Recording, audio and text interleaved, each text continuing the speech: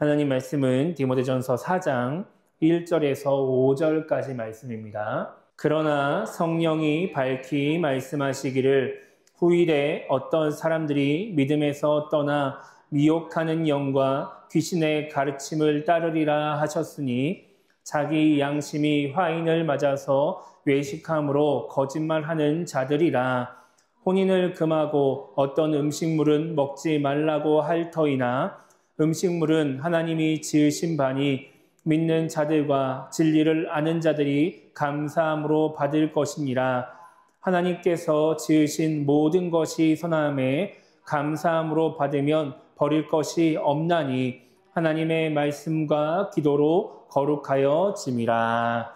아멘. 우리는 이제 지난주 디모데전서 3장 8절부터 이제 13절까지 말씀을 통해서 직분자로서 또 이제 하나님의 일꾼으로서 우리가 이제 기억해야 할 것이 무엇인지 생각해 봤습니다.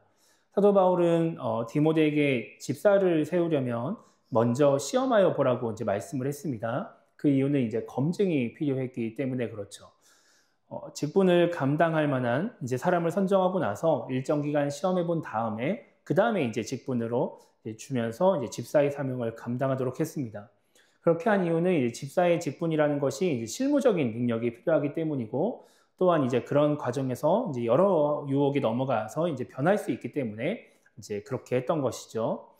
하나님의 일을 감당하는 일꾼들은 이미 이제 검증이 되고 또 공동체 안에서 이제 인정받은 사람들입니다.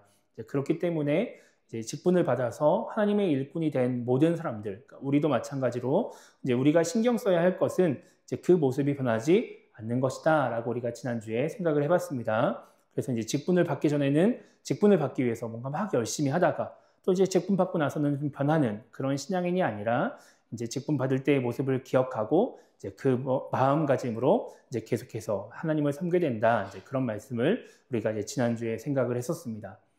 오늘 이제 우리가 읽은 말씀은 이제 우리가 신앙생활을 하면서 주의해야 할 것들에 대해서 이제 기록을 하고 있습니다. 근데 이제 오늘 말씀 우리가 4장 1절부터 말씀을 봤지만 이 말씀은 이제 4장 1절부터 새롭게 시작되는 말씀이 아니라 이 3장 마지막 부분하고 이어지는 말씀으로 이제 우리가 이해를 할 수 있어요. 그래서 디모데전서 3장 마지막 16절 보면은 이렇게 말씀을 하고 있습니다. 크도다 경건의 비밀이여 그렇지 않다 하는 이 없도다. 그는 육신으로 나타난 바 되시고 영으로 의롭다 하심을 받으시고 천사들에게 보이시고 만국에서 전파되시고 세상에서 믿음 바 되시고 영광 가운데서 올려지셨느니라. 이렇게 말씀을 하고 있죠. 여기서 이제 경건의 비밀이라고 하는 말은 믿음의 신비로움, 믿음의 신비함 이런 식으로 이제 우리가 해석을 할 수 있습니다. 그러니까 이제 우리가 믿음을 갖고 있다, 믿고 구원을 받는다라고 하는 것이 되게 신비롭고 놀라운 일인데 어떻게 그것이 신비로운 일이 되느냐? 예수님을 믿음으로 말미암아 예수 그리스도라고 하는 육신을 가진 하나님의 아들을 믿는 이 뭔가 이렇게 좀 아이러니하고 뭔가 좀 이렇게 신비로운 그런 이제 일을 함으로써 우리가 이제 예수님을 믿고 구원을 받기 때문에 이 믿음이 신비롭다, 경건의 비밀이 있다, 이제 이렇게 표현을 하고 있는 것이죠. 근데 결국은 이제 예수님을 믿어서 이제 우리가 구원받는다라는 것을 그냥 16절에서는 이야기를 하고 있는 거예요. 그러고 나서 이제 4장 1절에 넘으면은 4장 1절이 뭐라고 시작이 되냐면은 그러나라고 시작합니다. 그러니까 우리가 믿고 구원을 받는 건 예수님을 믿음으로써 구원을 받는 것인데 그러나 성령이 밝히 말씀하시기를 후일에 어떤 사람들이 믿음에서 떠나 미혹하는 영과 귀신의 가르침을 따르리라 이렇게 말씀하셨다는 거예요. 그러면서 2절에 보면은 자기 양심이 화인을 맞아서 외식함으로 거짓말하는 자들이다 이렇게 말씀하고 있죠. 그러니까 우리가 예수님을 믿음으로써 정말 인간의 육체를 가진 하나님의 아들이라고 하는 뭔가 되게 인간적인 이성으로 이렇게 이해할 수 없고 납득할 수 없는 그런 뭔가 논리적으로 설명이 되지 않는 그런 존재를 믿음으로써 이 경건이라고 하는 구원이라고 하는 놀라운 일을 경험을 했는데 어떤 사람들이 그런 신비한 일에 참여하고 있음에도 불구하고 믿음에서 떠나서 미혹하는 영과 또 귀신의 가르침을 따르게 된다라고 성령이 말씀해 주셨다라고 하는 거예요. 그 사람들은 어떤 사람들이냐? 이들은 양심에 화인을 맞아서 외식함으로 거짓말하는 사람이다라고 이제 사도 바울이 이야기를 하고 있는 것이죠.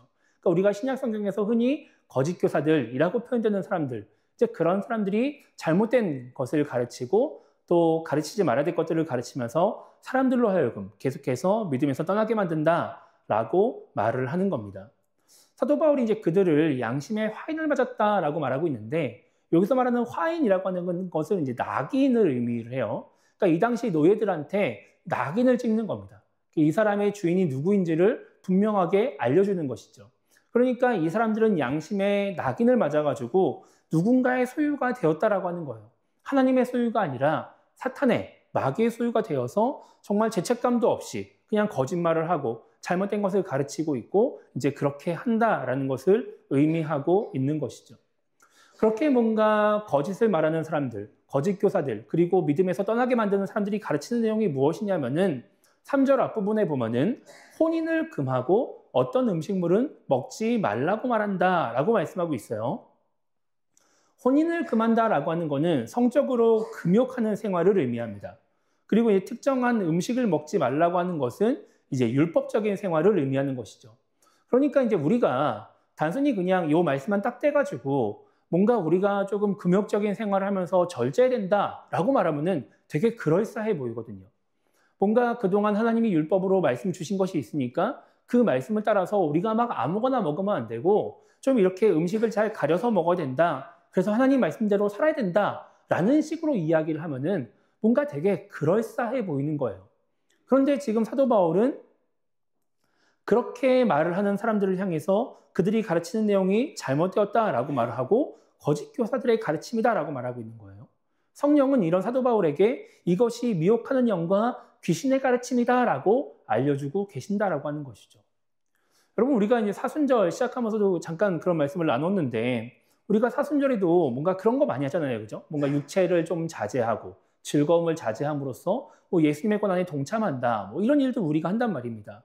그렇게 생각하면은 뭐 우리가 사순절에 이렇게 절제하고 자제하는 거나 뭐 지금 이렇게 뭐 결혼하지 않고 뭐 음식물 가리는 거나 뭐가 다를까 싶은 생각이 있는데 왜 오늘 말씀에서 이렇게 혼인을 금하고 음식물 먹지 말라고 하는 것이 이렇게 사탄의 가르침이라고 말을 하고 있느냐? 그것은 이 내용들이 하나님의 말씀, 성경에서 가르치는 것과 다른 가르침이기 때문에 그래요.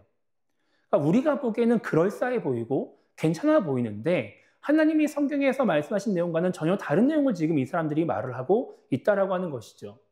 하나님이 이제 창세기 2장에서 아담을 만드시고 나서 창세기 2장 18절에서 이렇게 말씀하세요. 사람이 혼자 사는 것이 좋지 아니하니 내가 그를 위하여 돕는 배필을 지으리라 이렇게 말씀하시죠.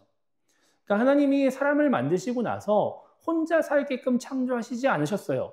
그래서 하나님이 아담에게 돕는 배필을 만들어 주시죠. 그리고 남자와 여자가 하나가 되어서 가정을 이루며 살아가도록 하셨습니다. 그리고 그들에게 생육하고 번성하라고 말씀을 하시죠. 그러니까 하나님은 성경에서 경건한 생활을 위해서 뭔가 하나님을 잘 믿게 하기 위해서 성적으로 금욕을 해라, 결혼하지 말아라 이렇게 말씀하신 적이 없어요.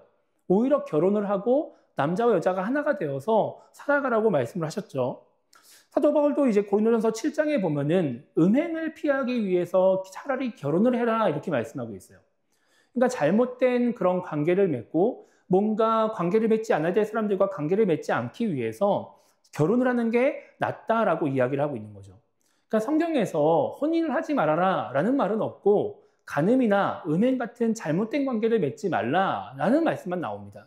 그렇기 때문에 이게 무조건적으로 뭐 금욕을 하기 위해서 성적으로 뭔가 절제하기 위해서 결혼을 하지 않는다라고 하는 것은 잘못된 가르침이다라고 볼 수가 있는 것이죠. 오히려 하나님이 원하시는 생육하고 번성하라는 말씀을 못 지키게 만드는 일이기도 하고 그리고 오히려 자칫 잘못하면은 하나님이 원하시지 않는 음행을 하게끔 만드는 말씀이기도 한 겁니다. 그러니까 단순히 그냥 우리가 보기에는 괜찮아 보이지만 이것이 하나님의 가르침과는 전혀 다른 내용이다라고 말을 하는 거예요. 또 이제 이 사람들이 말하는 어떤 음식물을 먹지 말라라고 하는 것도 성경적이지 않습니다. 창세기 1장에 보면은 창세기 1장 11절과 12절 보면은 이렇게 말씀을 하고 있어요. 하나님이 이르시되 땅은 풀과 씨 맺는 채소와 각기 종류대로 씨 가진 열매 맺는 나무를 내라 하시니 그대로 되어 땅이 풀과 각기 종류대로 씨 맺는 채소와 각기 종류대로 씨 가진 열매 맺는 나무를 내니 하나님이 보시기에 좋았더라 이렇게 말씀하고 있죠. 창세기 1장 21절은 이렇게 말씀하고 있습니다. 하나님이 큰 바다 짐승들과 물에서 번성하여 움직이는 모든 생물을 그 종류대로, 날개 있는 모든 새를 그 종류대로 창조하시니 하나님이 보시기에 좋았더라. 한 가지만 더 읽을게요. 25절 보면은 하나님이 땅의 짐승을 그 종류대로, 가축을 그 종류대로, 땅에 기는 모든 것을 그 종류대로 만드시니 하나님이 보시기에 좋았더라. 이렇게 말씀하고 있어요. 지금 여기에서 창조된 것들이 뭐냐면은 식물들, 나무 열매들, 그리고 바다 물고기, 바다 짐승들, 그리고 땅에 기는 가축들, 곤충들, 이런 것들에 대한 창조의 이야기를 말씀하고 있는데, 하나님이 이런 것들을 만드시고 나서 다 공통적으로 뭐라고 말씀하시느냐? 하나님이 보시기에 좋았더라 라고 말씀하시는 거예요. 이 말이 뭐예요? 하나님 마음에 들었다는 것이죠. 만족스러웠다는 거예요. 하나님이 이것들을 만드시고 나서 너무 만족스러웠다라고 말씀을 하고 있는 것이죠. 그리고 하나님이 아담과 동물들에게 처음에 무엇을 먹을 것으로 주시냐면은 식물들, 나무의 열매들을 먹을 것으로 주십니다. 그러면서 이거는 먹어도 되고 이건 먹으면 안 돼 라고 말씀하시지 않고 그냥 에덴 동산의 가운데 있는 선악을 알게 하는 나무의 열매만 먹지 말라고 말씀하세요. 그러니까 하나님이 맨 처음에 창조하신 모든 것들은 다 인간에게 먹을 거라고 주신 거예요. 그리고 나서 이제 창세기 9장에 넘어가서 홍수로 이 땅을 심판하신 뒤에 하나님이 노아에게 동물들을 먹을 것으로 허락을 해주시는데 이때도 하나님이 이거는 먹으면 안 돼 라고 말씀하신 적이 없습니다. 인간이 죄를 짓고 나서도 하나님이 이건 먹지 마 라고 말씀하신 적이 없어요. 하나님은 그런 것에 대해서 처음엔 제한을 주신 적이 없어요. 그런데 언제 거기에 대해서 이야기를 하시느냐? 이스라엘 백성들이 애굽에서 탈출하고 나서 하나님이 율법이라는 걸 제정하실 때 거기에 대해서 기준을 정해주신 거예요. 이거는 먹지 마, 이거는 먹어 이렇게 정해주시는 거예요.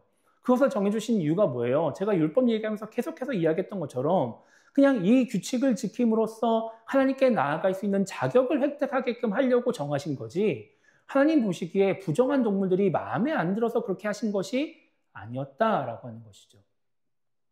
그래서 하나님의 인간이 그 규정을 지켜서 하나님께 가까이 갈 수 있게끔 만들기 위해서 하나님이 그런 것들에 대한 규정을 정하신 거예요. 그러니까 예수님이 죽으시고 부활하심으로써 그 인간의 죄의 문제가 다 해결되고 나면은 이제 실질적으로 먹고 먹지 말아야 될 것들 이런 거에 대한 규정은 다 의미가 없어지는 거예요. 더 이상 그런 거를 가지고서 하나님께 나아갈 자격을 얻지 말고 이럴 필요가 없으니까. 예수님을 믿는 사람은 다 무조건 하나님께 나아갈 수 있으니까 부정한 음식 먹는 거 상관없어지는 것이죠. 그러니까 지금 디모데전서가 쓰여지고 있는 시기는 예수님이 부활하시고 난 다음이란 말이에요. 지금 에베소 교회 성도들은 다 예수님을 믿고 구원을 받아서 마음껏 하나님과 교제할 수 있는 사람들인데 그 사람들한테 가가지고 성경에 보니까 율법에 보니까 이런 건 먹지 말라 하더라. 이거 먹으면 안 돼. 라고 말하는 거는 잘못된 가르침이라는 거예요. 그것을 꼭 해야지만 하나님께 나아가야 되는 것처럼 착각하게 만든다라고 하는 것이죠. 그래서 사도 바울이 3절 후반부부터 4절까지 말씀에서 이렇게 말씀하고 있습니다. 음식물은 하나님이 지으신 바니 믿는 자들과 진리를 아는 자들이 감사함으로 받을 것이니라. 하나님께서 지으신 모든 것이 선함에 감사함으로 받으면 버릴 것이 없나니 라고 말씀하고 있죠. 하나님이 만드신 모든 것은 선하다. 그러니까 그냥 우리는 감사함으로 받으면 된다라고 말씀하고 있는 거예요. 이것이 구약의 율법을 무시해서가 아니에요. 예수님 때문에 이제 더 이상 그런 부분에서 우리가 자유로워졌기 때문에 사도 바울이 그렇게 가르치고 있는 것이죠. 그러면서 이제 5절에서 이렇게 말씀하고 있습니다. 하나님의 말씀과 기도로 거룩하여짐이라 라고 말씀하고 있죠. 이 5절 말씀이 실은 되게 좀 여러 가지 논란이 좀 있는 말씀입니다. 해석이 되게 어려운 말씀이에요. 하나님의 말씀과 기도로 거룩하여진다라고 하는 것에 대해서는 여러 학자들이 여러 가지 해석을 하고 있는데 정확하게 이거다라고 하는 건 없어요. 그래서 좀 우리가 좀 자유롭게 좀 더 생각해 볼 수 있는데 저는 좀 이 말씀을 쉽게 이해해도 괜찮다라고 생각을 해요. 그러니까 우리가 신앙적으로 거룩해지는 것은 하나님의 말씀과 기도로 이루어지는 것이다. 이렇게 해석을 해도 충분히 괜찮다라고 저는 생각을 합니다. 그러니까 지금 보시면은 지금 거짓 교사들, 잘못된 가르침을 전하는 거짓말쟁이들이 하는 가르침들에 대해서 제가 지금 계속해서 반박을 했는데 그 반박의 내용들이 다 어디서 나온 거예요? 다 성경에서 나온 거예요. 제가 뭐 이 당시 문화를 가지고 이야기를 하고 뭐 어떤 전통을 가지고 이야기하고 뭐 어떤 뭐 모세의 가르침이나 누군가의 가르침을 가지고 이야기하는 것이 아니라 성경에 나오는 하나님의 말씀을 가지고 이 사람들이 가르치는 내용이 진짜인지 가짜인지를 다 우리가 분별할 수 있다라고 하는 것이죠. 그것을 가지고 이 사람들이 잘못된 가르침을 가르치고 있는 것이다. 이 사람들이 지금 거짓 교사다라고 말을 할 수 있는 것입니다. 그러니까 우리가 믿음을 지키면서 거룩한 사람으로, 거룩한 신앙인으로 살아가기 위해서 우리한테 필요한 건 무엇이냐? 그거는 하나님의 말씀이다라고 하는 거예요. 우리가 하나님 말씀을 분명하게 알고 있으면 누가 와가지고 막 어떠한 가르침을 이야기한다 하더라도 뭐 이단이 와가지고 막 뭘 얘기한다 하더라도 전혀 문제가 되지 않는 것이죠. 제가 어릴 때 친구네 집에 이렇게 놀고 있었어요. 토요일 날. 놀고 있는데 누가 이렇게 배를 띵동 누르는 거예요. 친구가 나가가지고 누구세요? 이렇게 하니까 뭐 이렇게 어릴 때니까 초등학생 때니까 부모님 안 계시니? 막 이렇게 물어보더라고요. 그래서 안 계신다고 이제 이야기를 하니까 이제 그 사람이 여자분이었는데 뭐 그러면 우리 잠깐 뭐 이 얘기 좀 할 수 있을까? 뭐 이렇게 이야기를 하는 거예요. 그래서 이렇게 살짝 문을 열고서 이렇게 얘기를 하니까 그분이 이제 교회를 다니냐고. 그래서 교회를 다닌다고. 그랬더니 그분이 이제 그런 이야기를 하는 거예요. 왜 교회는 안식일을 안 지키고 주일을 지키는지 알고 있냐고. 제가 초등학생이었거든요. 초등학교 3학년인가 2학년인가 그랬었단 말이에요. 모르죠. 모른단 말이에요. 성경에는 안식일을 지키라고 돼 있다고. 그러니까 주일을 지키면 안 된다고. 그리고 이거 이단이 하는 내용입니다. 근데 몰랐어요. 왜 안식일을 지키는지 주일을 지키는지. 여러분 이런 부분들은 실질적으로 성경에 나오는 내용은 아니에요. 성경에 주일을 지켜라 이렇게 말씀이 나오지 않습니다. 이거는 우리가 그냥 전통적으로 해석을 하는 거죠. 예수님의 부활을 기념하는 걸로 우리가 주일을 지키는 것이기 때문에 이거는 성경적으로 해석이 되지 않아요. 그런데 이런 것들 말고 정말 그 외에 뭐 누가 신인지, 뭐 교주가 신인지 하나님의 신인지, 뭐 이 사람이 예수님의 대를 이어서 이 땅에 다시 재림한 예수인지 아닌지 뭐 이런 부분들은 우리가 성경으로 충분히 반박을 할 수 있는 것이죠. 제가 예전에 이제 사역했던 교회에 한 청년이 왔어요. 이 친구가 어떻게 교회를 왔냐면은 신천지에 빠져 있는 상태였습니다. 그러니까 이 친구가 제가 이제 지방에서 사역을 할 때였는데 이제 서울에 대학을 와가지고 서울에서 대학생활 하다가 신천지에 빠진 거예요. 근데 신천지는 부모님한테 알리지 말라고 하거든요. 그러니까 이제 뭐 교회 잘 다니고 있어요. 뭐 연락하고 막 이제 이러고 있다가 어느 이제 방학이어서 이제 집에 잠깐 왔는데 이 어머니가 이제 권사님이셔가지고 딸이 이렇게 뭔가 하는 걸 보니까 좀 이상한 거예요. 그래가지고 잡아냈어요. 신천지에 갔다는 걸 알게 된 거예요. 그래서 이제 그분이 제가 섬기고 있던 교회에 와가지고 그 딸을 데리고 와서 담임 목사님하고 이렇게 상담을 막 하고 그리고 이제 다른 이제 부목사님하고 이제 성경 공부를 진행을 하게 됐어요. 그래서 이제 이 친구가 신천지에서 빠져나오게 됐습니다. 빠져나오고 나서 이제 교회 생활도 열심히 하고 막 이제 여러 가지 역할을 하면서 이야기를 했는데 제가 이 친구한테 물어봤어요. 너는 언제 신천지에 나왔니? 이렇게 물어봤어요. 목사님하고 상담할 때였니? 아니면은 뭐 성경 공부를 할 때였니? 아니면은 뭐 예배를 드리다가 그랬니? 막 이렇게 물어보니까 이 친구가 뭐라고 얘기했냐면은 그때 당시 이 친구가 로마서 성경 공부를 맨 처음에 했었는데 자기는 솔직히 목사님하고 상담할 때는 그 얘기는 귀에도 안 들어왔고 로마서 성경 공부를 할 때 자기가 잘못됐구나라는 것을 알았다라고 하는 거예요. 그래서 자기는 성경 공부를 통해서 신천지가 잘못된 걸 알았고 거기서 빠져나왔지 목사님께는 비밀이지만 절대 상담으로 자기는 그러지 않았다. 이렇게 이야기를 하더라고요. 제가 다른 교회를 가서 그 다른 교회에 가서 또 신천지 문제가 생겼습니다. 그때 이제 청년 섬기던 같이 신앙생활하는 청년 동생이 신천지에 들어가게 된 것을 알게 됐어요. 그러니까 이제 이 친구가 너무 무서워가지고 불안하고 막 이래가지고 저한테 도움을 요청을 했어요. 그래서 약속을 잡고 그 친구랑 이렇게 만나기로 했습니다. 근데 이제 저도 신천지가 정확하게 어떻게 가르치고 하는지를 이제 뭐 여러 가지를 통해서 알아도 이게 한계가 있을 수 있으니까 제가 이 신천지에서 빠져나왔다는 친구한테 연락을 했어요. 그래서 내가 지금 이런 상황이 처해져 있는데 좀 도움을 줬으면 좋겠다. 그랬더니 이 친구가 저한테 메일을 하나 보내줬어요. 그 메일이 뭐였냐면은 이 신천지에서 빠져나온 친구가 자기가 너무 억울하고 답답해가지고 그 자기가 섬기던 신천지교회 전도사한테 장문의 메일을 보낸 거예요. 그러면서 신천지에서 가르치는 내용들을 딱 적어놓고 성경에서 그것이 왜 잘못됐는지를 반박하는.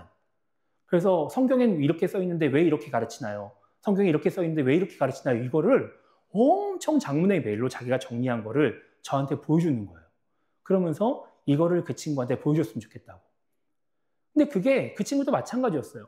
신천지에서 가르치는 내용들에 대해서 반박한 게 단순히 그냥 단순히 역사적으로 문화적으로 막 이런 게 아니라 성경에는 이런 표현이 없는데 왜 이걸 이렇게 해석하나요? 이런 식으로 그냥 쫙 써놓고 있는 것이죠. 여러분, 결국은 우리가 하나님의 말씀, 성경을 알면 신천지, 무슨 이단 다 소용없어요. 절대 넘어가지 않습니다. 우리가 하나님 말씀만 분명하게 알고 있으면 넘어가지 않는 거예요. 오늘 사도 바울이 했던 것도 마찬가지죠. 어떻게 그 당시 교직교사가 가르치는 것에 대해서 문제가 있다고 지적할 수 있느냐? 그냥 하나님 말씀만 알고 있으면 다 분별할 수 있는 거예요. 여러분, 우리가 그렇게 말씀을 읽다 보면 때로는 말씀을 읽고도 우리가 막 무슨 뜻인지 잘 모를 때도 있죠. 여러분, 그럼 그럴 때는 어떻게 해야 될까요? 그때 바로 기도하는 겁니다. 여러분, 내가 말씀을 읽으면서 하나님의 뜻을 알고 싶고 무언가 분별하고 싶을 때 이해가 안 되면 기도하는 거예요. 그리고 목회자랑 상의를 하는 것이죠. 혼자서 기도하는 것만으로도 부족하면은 물론 이제 먼저 그것만 하시면 안 되겠지만 같이 상의하면서 기도하면 하나님이 다 깨닫게 해주세요. 여러분, 이거는 단순히 그냥 제가 이론적으로 말씀드리는 게 아니라 저의 경험이기 때문에 그래요. 여러분, 한번 생각해 보세요. 제가 창세기 쭉 이어가고 있죠. 디모데전서 지금 쭉 가고 있죠. 요한복음 쭉 가고 있습니다. 여러분, 그러면 저는 물론 되게 좋은 점이 많이 있지만 제가 이해가 되지 않는 본문도 저는 설교를 해야 돼요. 어려운 본문도 저는 설교를 해야 돼요. 저라고 성경 읽을 때마다 막 팍팍팍 무슨 말인지 막 이해가 되고 막 깨달아지고 막 설교가 탁탁 써지고 막 안 그래요, 여러분. 안 그래요. 제가 여러분한테 고백했잖아요. 저 설교 준비하는데 오래 걸린다고. 저 오래 걸리는 사람이에요. 그렇게 설교 쉽게 못합니다. 그런데 정말 하나님께 말씀을 깨닫게 달라고 기도하면 하나님이 깨닫게 해주시는 거예요. 그게 저한테만 주시는 은혜일까요? 아니에요. 우리 모두에게 주시는 은혜예요. 왜요? 우리 모두가 하나님의 말씀을 알고 분별하고 믿음을 지켜서 거룩한 사람이 되어야 되기 때문에 그런 것이죠.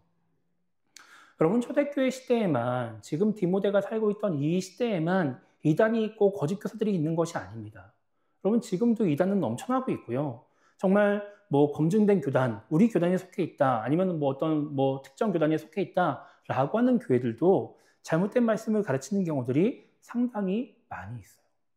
우리가 그냥 여기는 정통교단에 속해 있는 교회니까 괜찮고 여기는 아니니까 아닌 것 같고 이렇게 판별할 수가 없어요. 우리가 진짜 말씀을 들으면서 그것이 진짜 하나님의 말씀인지 아닌지를 우리가 스스로 분별하려고 애를 써야 우리는 믿음을 지키며 살아갈 수 있는 시대를 살아가고 있습니다. 그러려면 우리가 직접 읽고 알고 있어야 되는 거예요. 그냥 목사니까 잘 가르쳐 주겠거니 이러면 안 되는 거예요. 그러면 우리가 어떻게 잘못된 가르침에 넘어갈지 모른다라고 하는 것이죠. 우리가 직접 하나님 말씀을 읽고 또 기도를 통해서 하나님의 뜻을 깨닫고 알아야 우리가 정말 우리로 하여금 하나님과 멀어지게 하고 믿음에서 떠나게 하려는 그 유혹에서 벗어날 수 있다라고 하는 것이죠. 그렇게 유혹이 넘쳐나는 시대 속에서 말씀과 기도를 통해서 정말 믿음을 지키며 하나님의 백성다운 거룩한 삶을 살아가는 우리 모두가 되기를 주님의 이름으로 축복합니다.